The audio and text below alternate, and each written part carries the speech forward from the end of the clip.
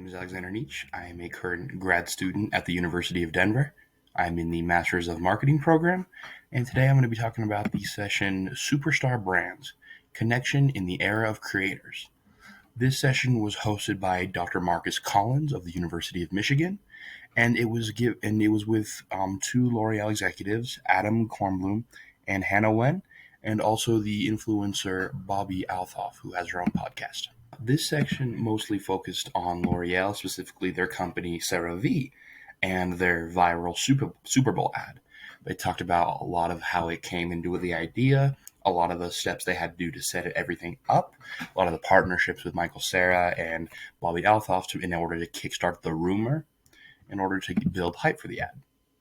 So to kind of share some backstory on this, because I wasn't aware of this either, part of the whole Michael Cera makes CeraVe joke from the ad came from a supposed rumor from Bobby Althoff on her podcast talking with a guest.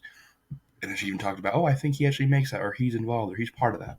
She shared that rumor, and everyone thought, that's apparently where buzz generated and some hype, and then eventually led to the first ad, but right before the Super Bowl, and then the long one that got released in the end. And so they talked about how they wanted to just build some speculation, create some actual user-generated content by collaborating with an influencer, Bobby Althoff, in order to kind of just have something be said, get people talking about it, get some engagement, get some people hyped up for the potential trailer Super Bowl, because a lot of people were able to connect that it was related.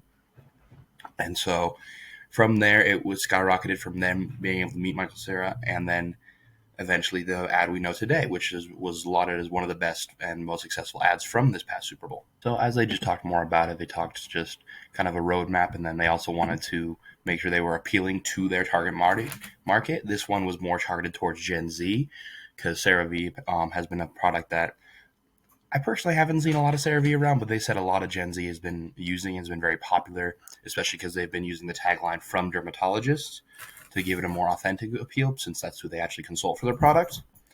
And even with that, I'd still never heard of it, but they still wanted to do something that would be in trend with everything going on, which is how you get Michael Cera and Bobby Althoff to be here and to be present in these ads and in this promotion. Throughout this session, not much new was really said. It was kind of just more of them going over the details of their Super Bowl campaign and how everything came together. They mentioned an example as well from Shaquille O'Neal, where he had posted something about unhydrated skin or something like that, and they had responded, and through that they noticed they'd been able to gain a lot of traction, which is kind of where they realized, okay, interacting with people who already have a profile, a presence, some character is the way we're able to go through this, which eventually led to their later collaborations. Besides that, they kind of talked about that, and then they also tried to interview Bobby Althoff while she was there, but she was not very receptive to questions. That was a decision that confused me a bit, to be honest, because her whole podcast and thing is that she's very nonchalant, doesn't really care, doesn't want to be there, which works for her podcast and kind of how her different guests interact with her. But in the setting of a conference where there's hundreds of people watching her, it's not this close, intimate kind of gathering like her podcast is set up to be.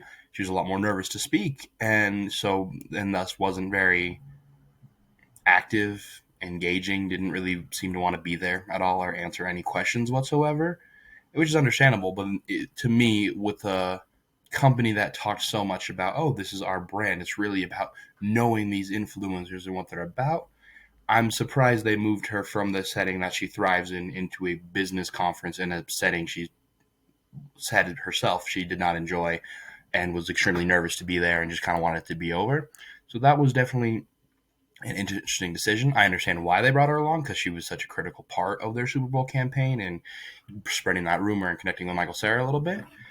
Still, it did seem like an odd decision, and very props to the interviewer, because he kept trying to engage with her, ask her questions, kept trying to do ones that would be a little simpler, just her talking about her experience without having to maybe be so focused on technical knowledge and things like that. But there just still seemed to be very little engagement. So I was surprised to see that they wanted to bring her and kind of show her off when she didn't really want to seem to be there.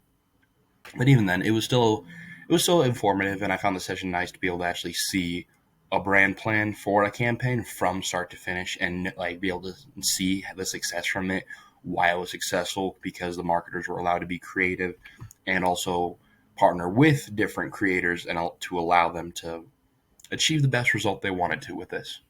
So it was cool to see that, and I enjoyed the Super Bowl ad. So they definitely did something right.